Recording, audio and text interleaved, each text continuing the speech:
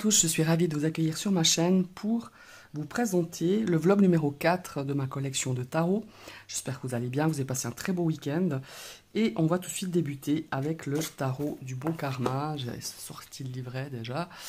C'est un tarot qui se présente comme ceci, dans une boîte cloche.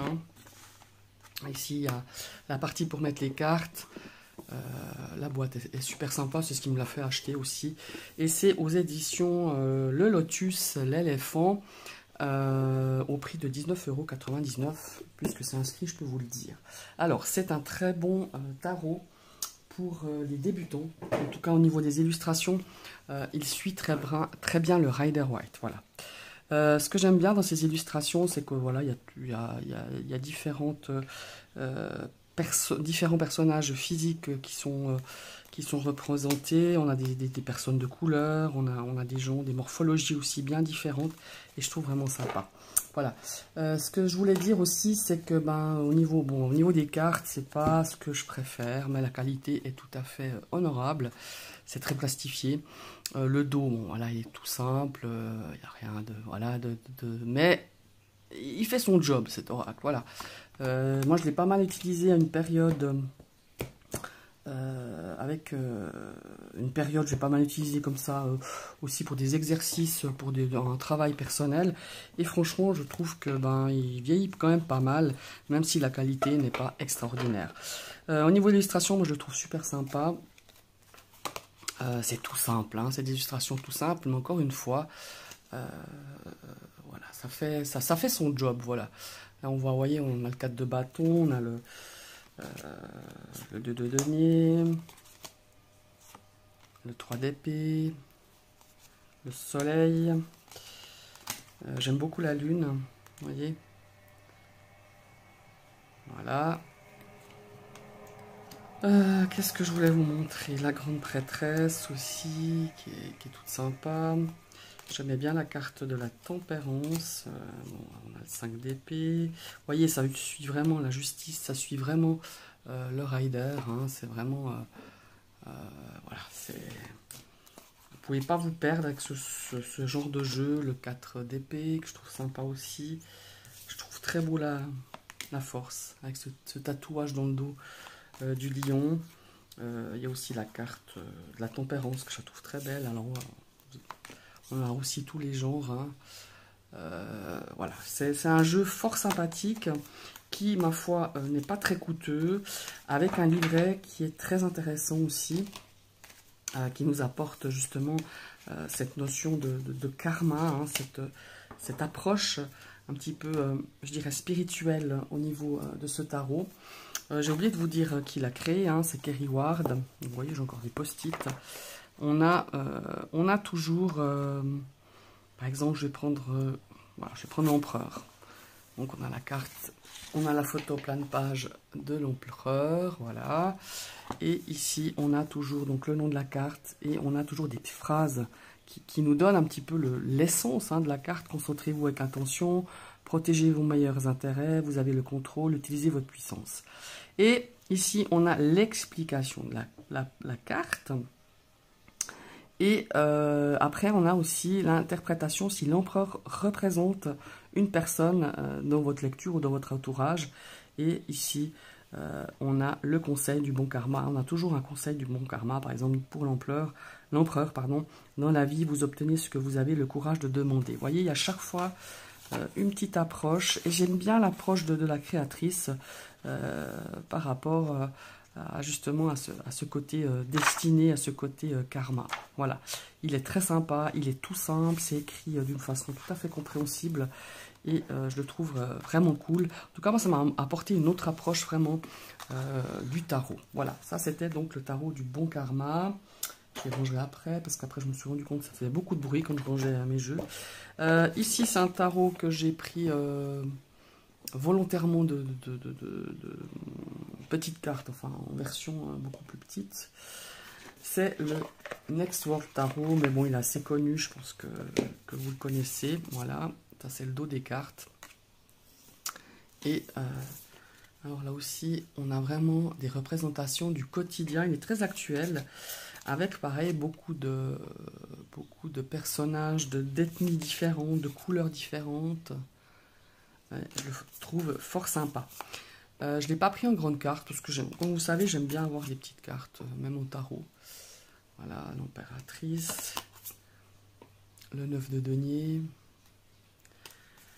J'aime bien l'énergie qui s'y dégage. Il y a une énergie particulière, je trouve, avec ce jeu, qui est vraiment très sympa. Voilà. Ça, c'est le Next World Tarot. Voilà. Il a un joli... je n'ai jamais feuilleté, hein, je dois dire la vérité. Il y a tout un livret assez épais, hein, qui explique, mais je ne l'ai jamais regardé, je dois être honnête. Mais voilà, bon, au niveau qualité carte, bah, il est pas mal, hein. C'est pas super épais, mais c'est pas fin non plus. À voir dans la durée, à voir à force d'utiliser.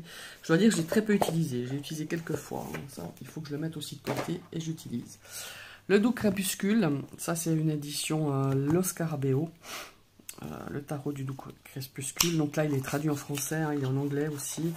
Alors ça c'est un jeu très particulier. Mais moi j'aime bien, je crois que vous avez compris, j'aime bien ce genre de tarot particulier. Alors ici, comme le Scarabeo le fait, hein, c'est un petit peu leur marque, on a le nom de la carte, par exemple le hiérophante ici, dans toutes les langues, enfin dans toutes les langues, en anglais, en allemand, en italien, en français, en espagnol aussi. Voilà, c'est des représentations assez particulières, mais moi j'aime bien. Vous voyez, j'aime bien l'impératrice, je trouve que il y a une énergie très spéciale qui s'y dégage. Alors, j'avoue que c'est spécial, c'est particulier. Vous voyez, la carte de la mort, par exemple. Mais moi, j'aime bien. Il y a des créatures un peu spéciales aussi, hein, qui sortent, je ne sais pas d'où. Là, vous voyez, là, il fait assez... il fait assez le... Comment ça s'appelle? Avec Johnny Depp, là, je ne sais plus le nom du film. Ah, il est particulier, je l'avoue, hein, mais moi il me plaît bien. Je le trouve super sympa. Voilà, c'est le tarot du Doux Crépuscule pardon, aux éditions Lo Scarabeo. Voilà, donc on a un livret aussi, comme le fait Scarabeo. Hein, donc, je ne sais pas si c'est dans toutes les langues ou là il est en français. Ah oui, là il est tout en français par contre. Ça c'est pas mal. Alors, voilà.